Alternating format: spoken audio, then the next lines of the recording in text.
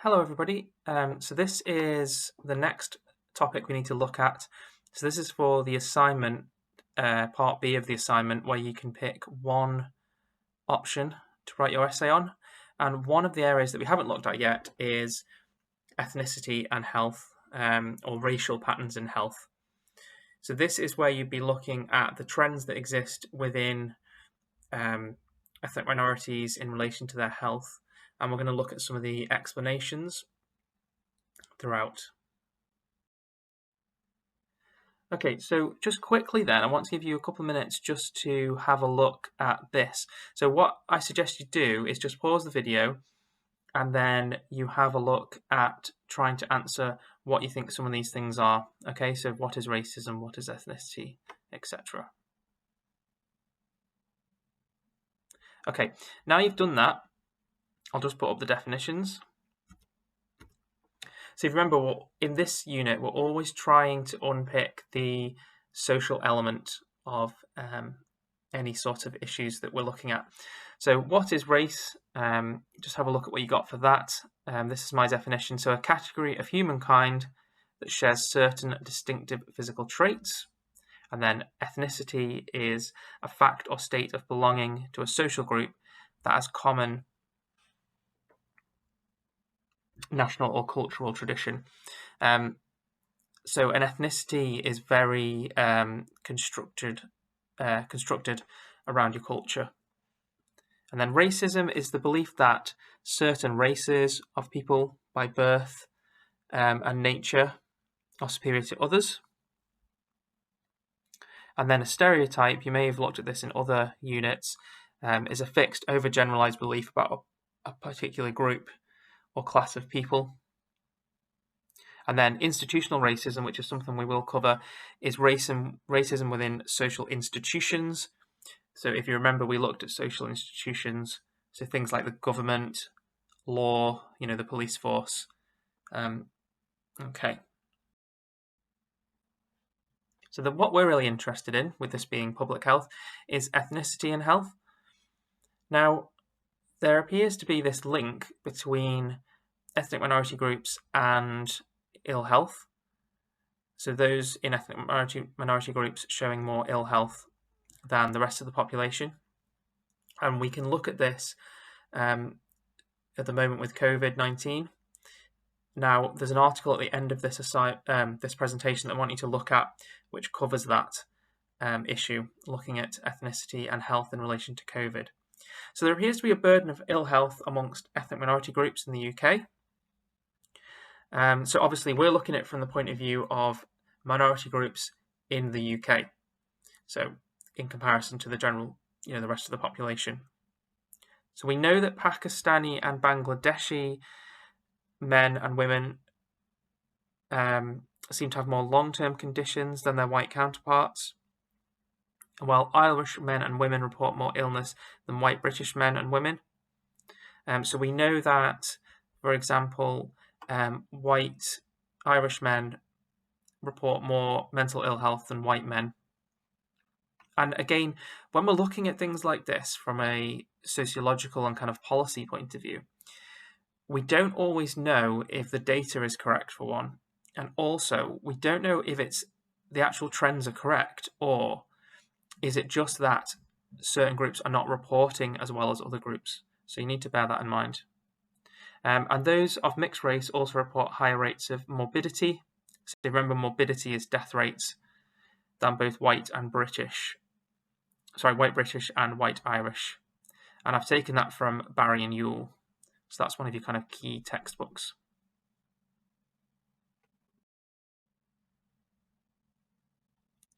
Now, historically, I just get my laser pen. Historically, researchers have always favoured biological and cultural differences in explaining these disparities. So Nasru argued that Southern Asians had a predisposition to coronary heart disease as part of their genetic makeup. And while this may play a part, this is clearly not the only reason for disparities in health in relation to race. So he argued that this could be something to do with the cultural practices such as cooking with ghee, which is a type of rich butter, not exercising or not making the best use of medical services. Now, we could make these claims, couldn't we, about any group, really. So when you unpick it further, there's clearly more going on than just this kind of predisposition to an illness. And there's much more social and cultural issues going on. So these explanations ignored the various social contexts in which these people lived. In order to understand health disparities and ethnicity, we must first look at concepts of race, ethnicity, and identity. So we're just going to unpick this a little bit further because it's a bit more complex than its surface. So if we're looking at the kind of differences between race and ethnicity, well, race is biological differences between people based on skin colour and physical features, and ethnicity is the cultural heritage that is socially constructed and learned.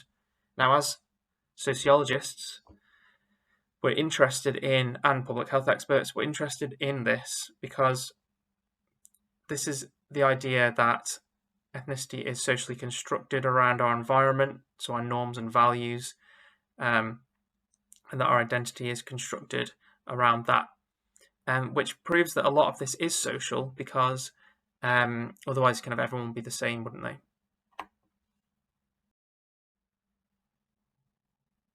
All right then. So historically, let's think about the historical impact of racism. So one impact of modern life is that skin colour is often accepted as being the major way of seeing differences between people, where certain traits are seen as naturally given or outside of social influence.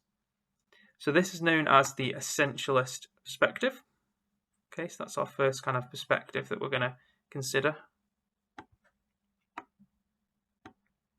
However, from sociological perspectives, this particular view can be challenged, and we can see how this view is heavily influenced by racist and prejudice stereotypes. So this essentialist perspective implies that there are different species of people.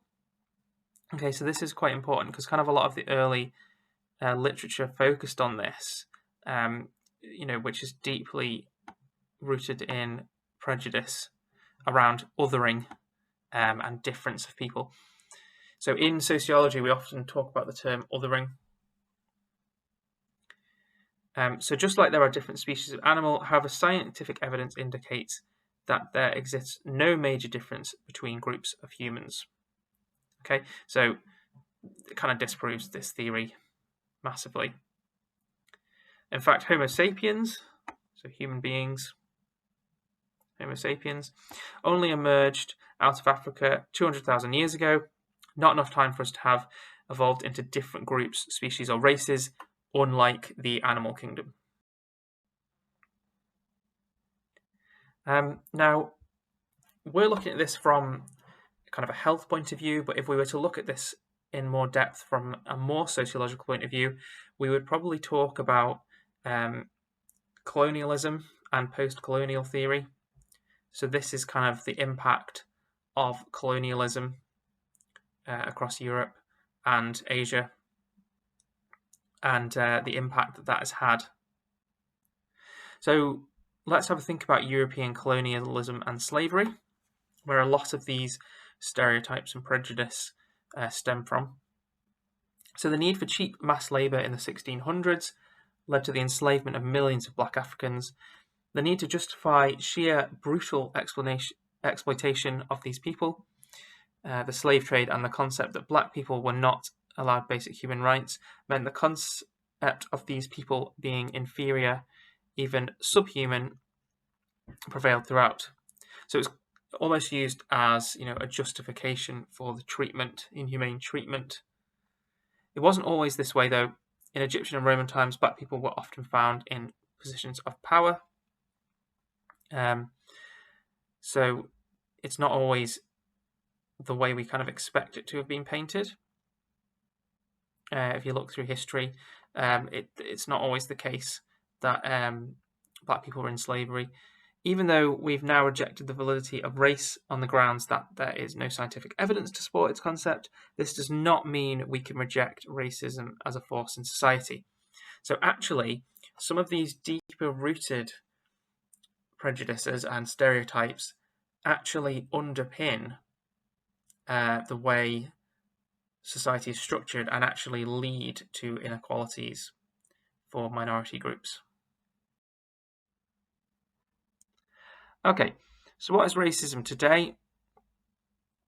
I want you to think back to the early 2000s. I don't know if some of you were born actually, but you may remember what was going on then. So maybe have a little just think what was going on then, because certainly the political and media landscape has changed massively in relation to racism and has become much more aware of its kind of previous failings.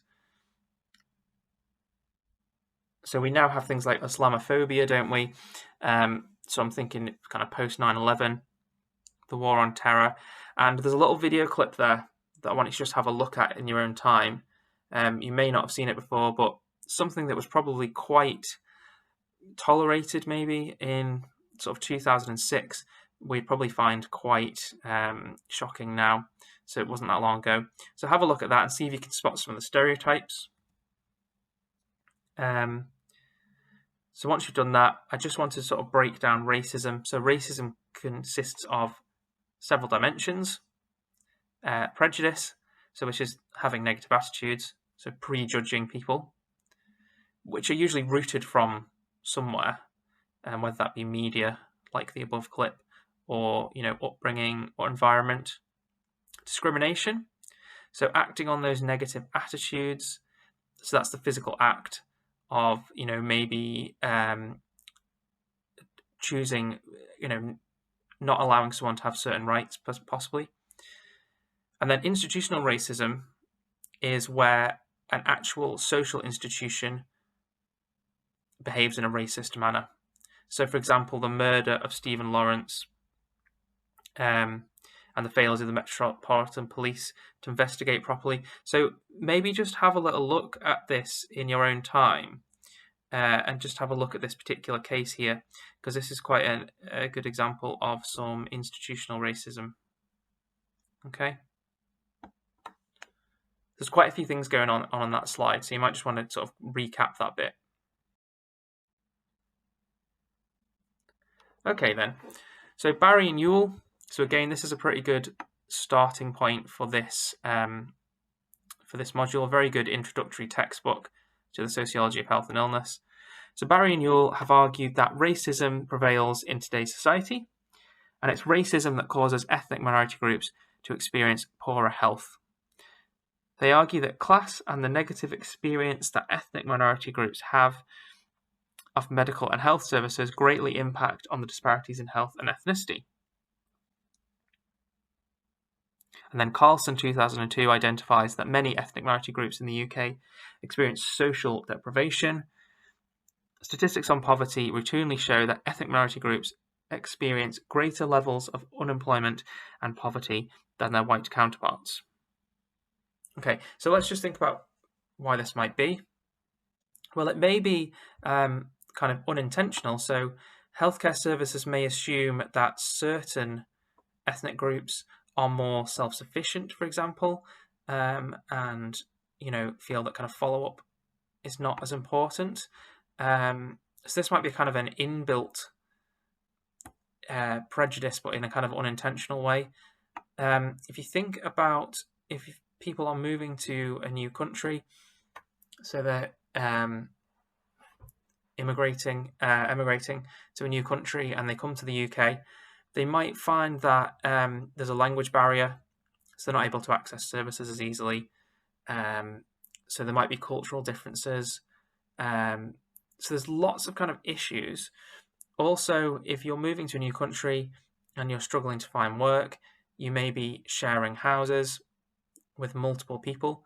And again, like we saw with COVID, this is going to increase the spread of illness and disease. So there's lots of kind of reasons as to why ethnic minority groups might experience more ill health. So we've talked about how class greatly affects ill health, but research shows that people from ethnic minority groups in the same class as people from the white majority group experience further disadvantage and will be located towards the lower end of that social class. So even people that are white working class people still experience better health than white working class minorities. Okay, so that sort of says a lot, doesn't it, about this disparities in health. So what explanation can be put forward to explain why ethnic minority groups experience poor health? Well, there's lots of reasons, but I've just drawn on a little excerpt from the Black Report, which I know we've looked at briefly, and the material and life course explanation. So poor people have substandard structures and material possessions, which in turn gives them poorer health. So if the physical environment that you live in is substandard, that's going to impact your health. And if you're coming to the country with little or no money and work, then you're going to be in poorer housing with less access to opportunities and resources. This also explains how poor housing and manual, unskilled jobs can lead to poor health. Again, the article at the end and other research around COVID shows that a lot of ethnic minority groups were in frontline jobs, manual jobs, taxi drivers, jobs that exposed them to illness and ill health. And then stressful factors in a poor person's life, worrying about money, housing, food, accommodation. These are all going to weigh heavy on a person's mental health and exacerbate existing physical health problems as well. What we've just said. Certainly, young black males, it would be through police interactions and stop and search and that kind of thing, and maybe being referred on to psychiatric services. Now, I've got some video clips talking about this, and this is kind of getting into the institutional racism side of things. But you can see what we've looked at so far. It's a much more complex societal level issue. It's not just as simple as one group have more problems than another. Okay, so this is some slightly older research from 1996 here about institutional racism. So remember, institutional racism is when an organization or social institution acts in a racist way. So they showed that this study showed that Asian respondents feared racial assault and abuse on the streets of London. It was also assumed by health services that Asians would be able to look after their own. So that's what I said before about this kind of almost inbuilt discrimination that's not intentional necessarily, but is stopping people from getting treatment. Because if doctors and healthcare professionals feel that one group will look after their own, they may be less likely to kind of follow up appointments and that kind of thing, or maybe offer less help, but unintentionally. And the aftercare services were therefore not required. Okay, there's a little video for you to watch there. Maybe just have a watch of that in your own time, make a few notes under this heading if you're choosing to do this as your research project. As your assignment. Okay, so Irish people and mental health. I mentioned this before. So there exists disparities in health between British white males and Irish white males.